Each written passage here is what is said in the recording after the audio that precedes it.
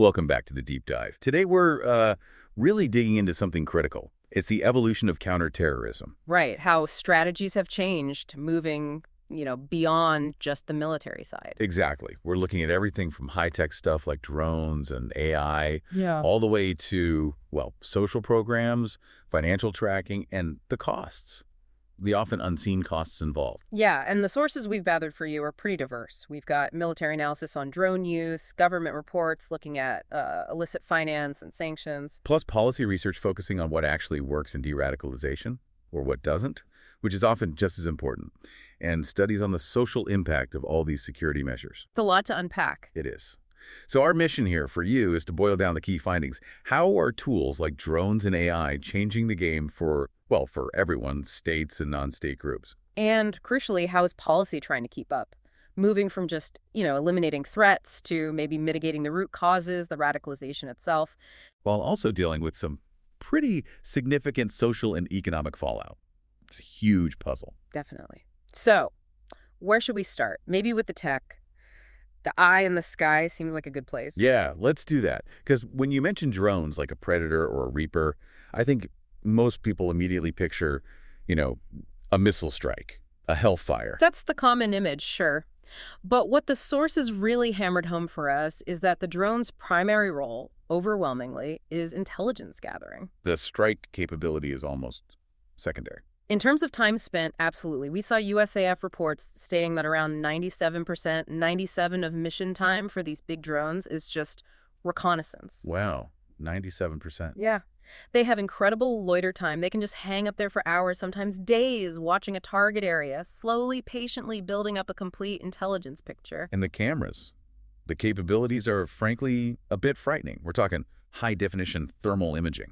Powerful enough, the sources say, to potentially read the license number on a driver's ID card from way up high. That's an intense level of surveillance, persistent, unseen, something that just wasn't possible 2 decades ago. And that clarity, combined with the sheer time they can spend watching, allows operators to gather really granular behavioral intelligence. So not just is the target there, but who do they meet? What's their routine?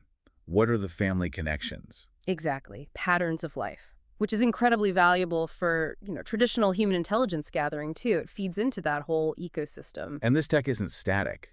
It's scaling up towards mass data collection, right? Like the Gorgon Stare system. Right, Gorgon Stare. That's not just one camera. It's a whole array, multiple advanced cameras working together. It lets one aircraft observe a huge area, maybe up to 4 kilometers across. 4 kilometers. So you could monitor significant chunks of a city grid simultaneously. That's the idea, watching movements, interactions across a wide area all at once. Okay, so you combine that persistent, unseen, wide area surveillance with the potential for a precision strike. That must change the psychological dynamic completely. Oh, massively. We saw a clear example early on with Abu Musab al-Zarqawi. A Predator drone was key in locating him, doing that patient recon work. Which then enabled the F-16C strike that took him out. Precisely. But maybe the most telling insight into that psychological impact came later, from that memo found in bin Laden's compound back in 2011. Yes. He was terrified of the drones, wasn't he? Absolutely crippled by the fear. He was advising his followers, only travel on really cloudy days, try to stay under tree cover, high mountains, dense forests, anywhere the drones couldn't easily see. That's constant invisible pressure.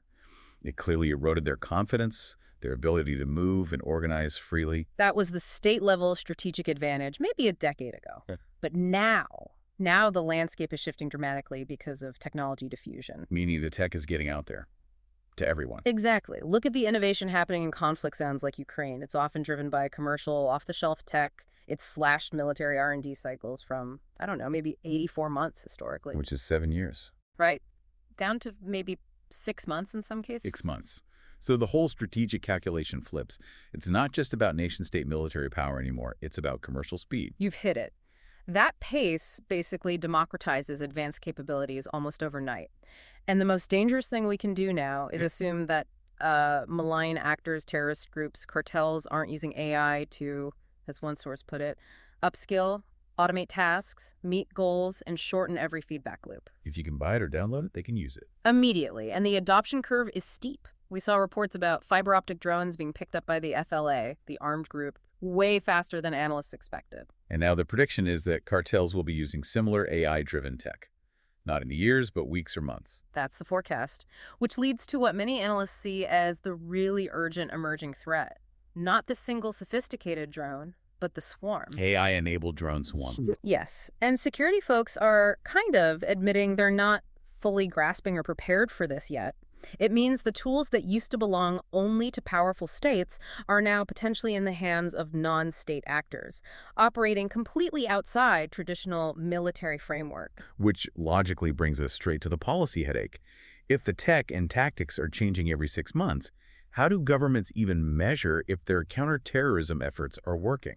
That's a fundamental challenge. The metrics we used to rely on, they get really flawed really fast. You mean just counting things like number of attacks, number of victims, number of arrests? Exactly. Those simple numbers can be seriously misleading if you're trying to gauge long-term strategic success. How so? Give us an example. Well, okay, say you see an increase in small-scale, maybe less sophisticated attacks. That might not mean the group is getting stronger. It could mean the opposite. It could easily signal a group that's actually in decline, getting desperate, trying to look relevant to get funding or attract recruits. It can be a sign of weakness, not strength. Okay. What about the other way? Lots of arrests, breaking up cells. That sounds like success. Operationally, yes. But strategically, maybe not. A big crackdown, taking out a whole cell that can create a power vacuum. Right, destabilization. And the new leaders who step into that vacuum, they often feel they need to prove themselves, maybe by advocating for much more spectacular, more radical attacks.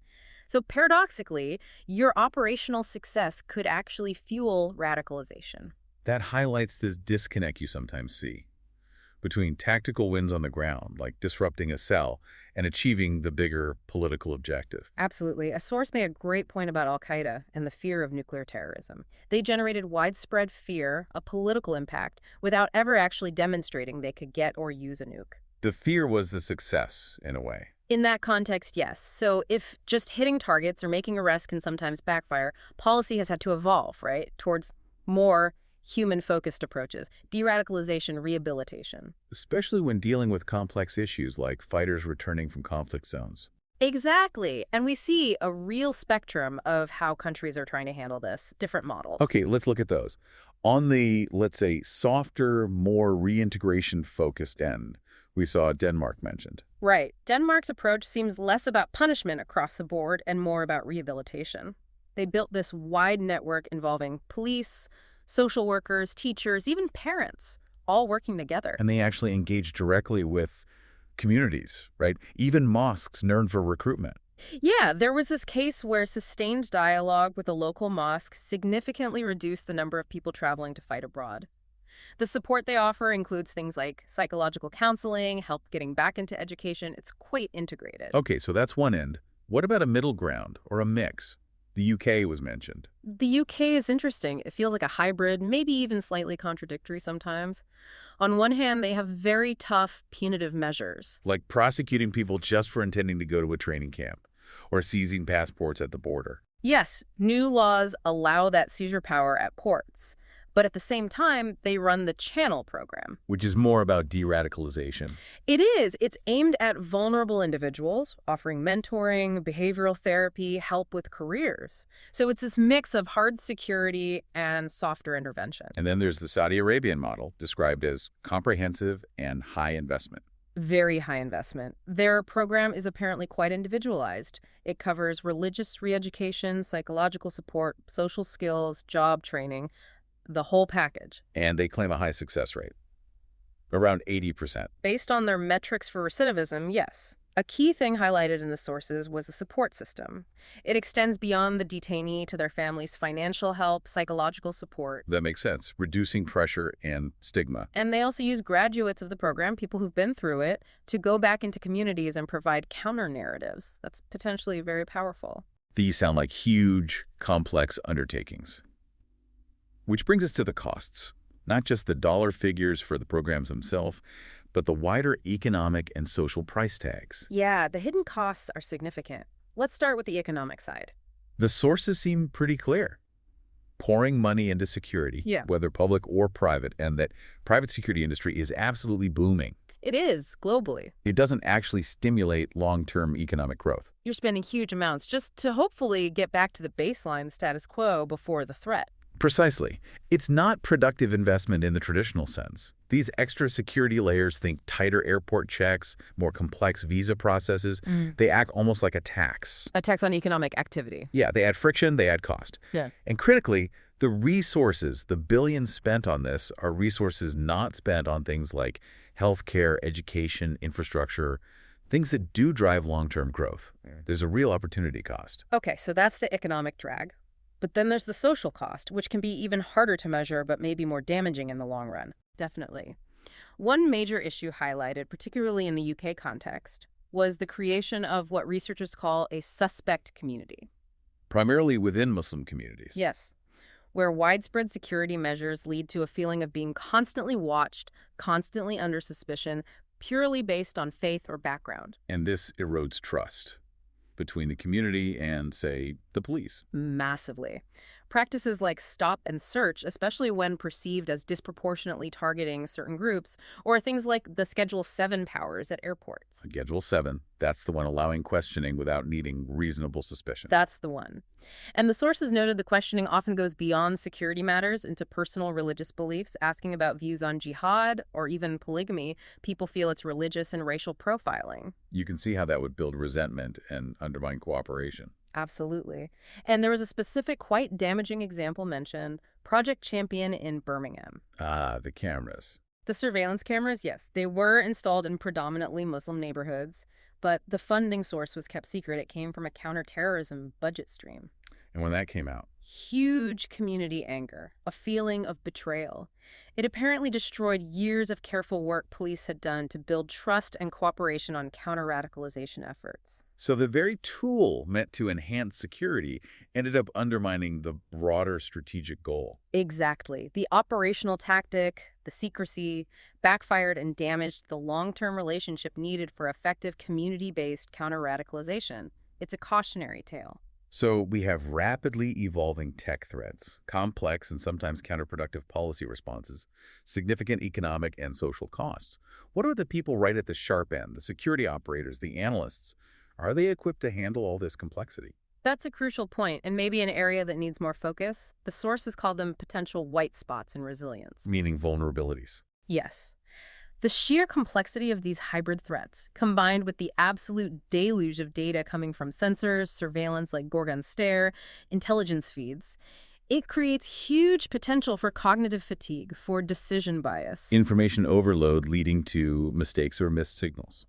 Potentially. We can't just assume that throwing more technology at the problem solves the human element.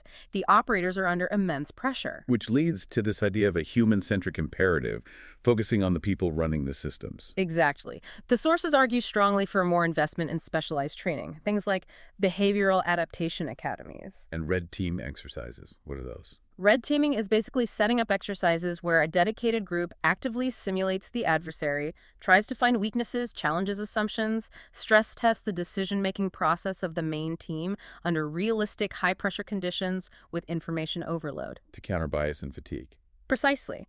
To make decision-making more robust, it ties into this principle one source advocated: don't play the odds, play the man. Meaning, don't just rely on statistical probabilities. Right. Probability models are essential, of course, but you need to supplement them with deep behavioral intelligence, understanding the psychology of your adversary. Why might they do something unexpected, something that doesn't fit the standard model? Because human behavior isn't always rational or predictable by stats alone. Especially under pressure, so that human intelligence, understanding the man, not just the odds, becomes a vital force multiplier, particularly when technology is spreading so fast, almost like consumer tech. Okay, so pulling it all together then, the big takeaway seems to be, effective counterterrorism today isn't just one thing, it's a fusion. It has to be. High-tech tools, the drones, the AI, the surveillance, they're necessary. But they have to be integrated seamlessly with, well, smarter policy. Policy that's informed by behavioral science, that values transparent governance, that seriously invests in rehabilitation where appropriate. The kinetic action, the strikes, the arrests, they're part of the toolkit, but they're not sufficient on their own. Not at all. Human intelligence, community engagement, non-military tactics. They have to be seen as complementary, essential parts of a broader, ideally multilateral strategy. You can't just bomb your way out of these complex problems. So if we circle back to where we started, this incredibly rapid spread of powerful tech, like AI-enabled drones, getting into the hands of non-state groups, cartels, criminals who operate on commercial timelines, not military ones. Yeah, that speed is the game changer. It leaves us with a pretty stark final thought for you, the listener, to ponder. How fast can nations realistically build the defenses? Not just the technological systems, but the regulatory frameworks, and maybe most importantly, the human resilience in our security forces and our communities. To cope with threats that are evolving literally at the speed of software updates, not the speed of traditional state weapon development. That race against commercial time, that really defines the future challenge for global security.